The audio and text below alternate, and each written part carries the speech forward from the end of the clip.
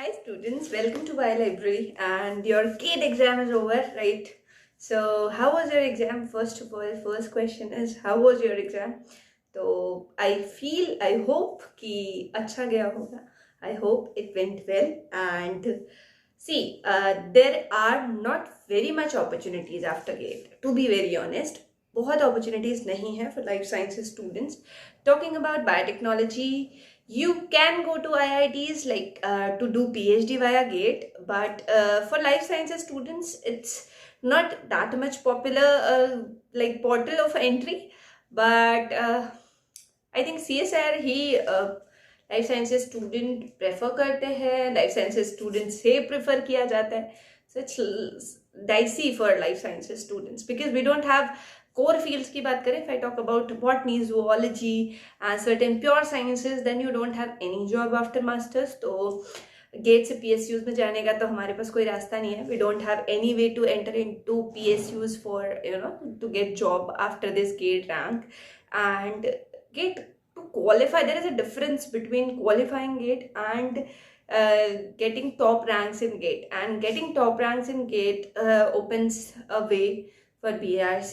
That is, I think, the only job after masters that is like government job and a job of scientist position. Okay, but then again, BARC also demands you to be in top like 50 to 80 ranks to get shortlisted via them.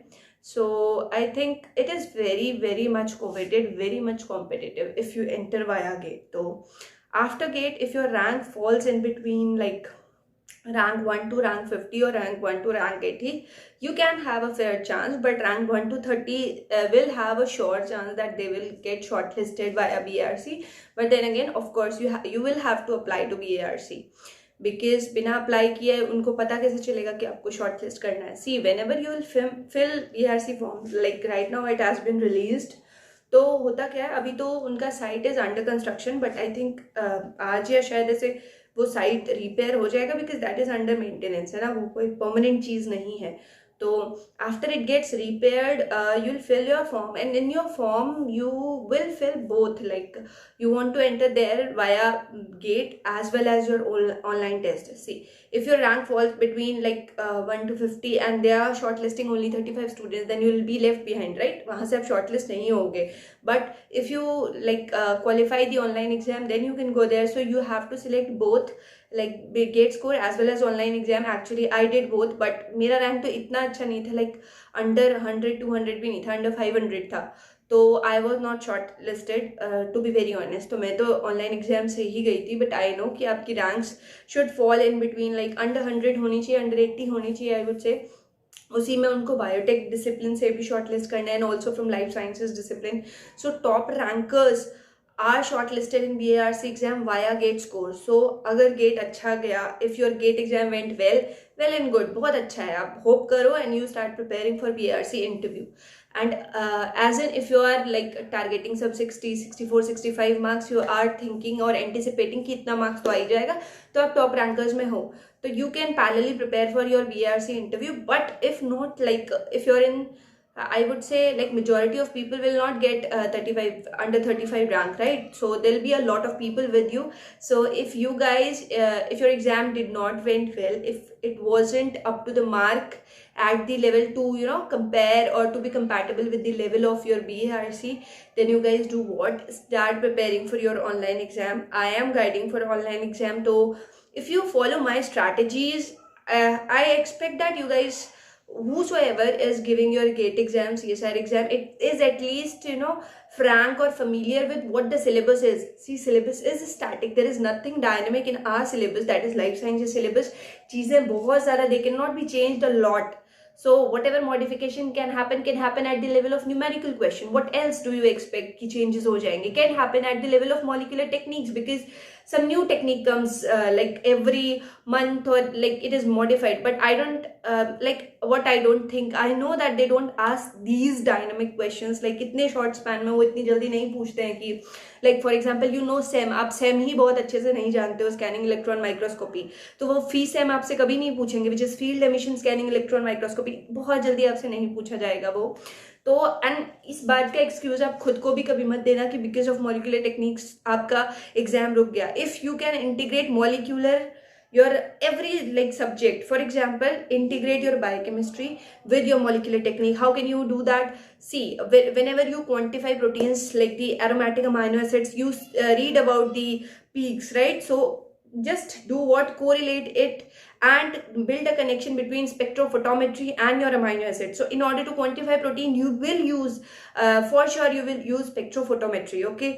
And also when you know talk about electrophoresis, anything that has charge can migrate under the influence of electric charge, right? Your proteins have charge, they can develop positive or negative charge depending upon the surrounding environment, कितना proton present है और कितना proton present नहीं है. So they can again migrate under the influence of electrophoresis. तो आपका एक connection build हुआ between protein and electrophoresis. Techniques are nothing different. आप उन्हें एकदम लेफ्ट बिहाइंड कर देते हो, इसीलिए वो बहुत ज्यादा फोबिया बन जाती हैं आपके लिए. Do not do that. कोई भी आप टॉपिक पढ़ रहे हो, जस्ट थिंक कि अब अगर फॉर एग्जांपल आप कार्बोहाइड्रेट्स ही पढ़ रहे हो, फिर लाइक रीडिंग अबाउट कार्बोहाइड्रेट्स, फिर भी आपको लेक्टिन्स के बारे में अगर पता चल जाए which are carbohydrate binding proteins, तो आप एक टाइप ऑफ क्रोमैटोग्राफी समझ जाते हो कि अगर ग्लाइकोसाइलेटेड प्रोटीन है तो उसके साथ मुझे उसे कैसे रिमूव करना होगा सेल से, कैसे मैं पुल आउट कर सकता हूँ, कैसे मैं निकाल सकता हूँ, कैसे मैं स्पेसिफिकली टारगेट कर सकता हूँ उसको. Lectin is a carbohydrate binding protein, my protein is glycosylated, तो मैं कुछ भी लेक्टिन बाइंडिंग बीट्स या ऐसा कुछ दूंगा तो इंटरेक्शन होगा, राइट? तो हर एक subject like whatever you will study, 6 units में हमेशा बताती हूँ. Biochemistry, cell biology, molecular biology, your plant physiology, molecular techniques and one more which is left like classical genetics वाला portion. These units are absolutely essential. If you guys think that plant physio नहीं आता है, then let me tell you, मैं botany, I belong to botany background and I know very well कि plant physio छूटा ही नहीं कभी BRC से. It comes, there is a vast agricultural collaboration of BRC. अगर किसी भी एग्जाम को टारगेट करते हो, just go read about the organization. If you'll read about BRC, you'll get to know कि there is a lot of agricultural work happening there, okay? There are BRC newsletters coming up, so you can type Google पे BRC newsletter, you'll get to see कि क्या क्या काम हो रहा है. whatever the work is being done, questions वहाँ से आएंगे ही आएंगे. If somebody says plant physio मत पढ़ो, I would deny it completely. आपको प्लांट फिजियो पढ़ना ही पढ़ना है फॉर BRC एग्जाम, ओके? तो बस 2 messages I want to convey. If you're in like top rank 1 to 35, you're anticipating your top ranks, then you can go for preparing for your interviews. or if you think that इधर तो नहीं आया है, you fall in a majority category जो कि via gate तो shortlist नहीं होने वाले in BRC एग्जाम, तो you can prepare for online exam. आप आज की छुट्टी ले लो, कल स्ट्रैटेजी बनाओ, 2 दिन लो, 3 दिन लो, स्ट्रैटेजी बनाओ. You can follow.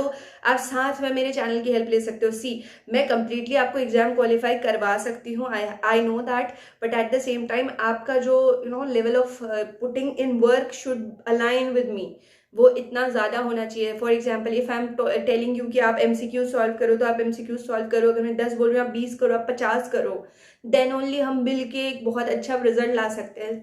पूरी तरीके से कोई दूसरा आपका रिजल्ट कैसे ला के देगा, क्योंकि हम दोनों तो डिफरेंट लेवल्स पे वर्क करते हैं, राइट? हमारे ग्रेडियंट्स है.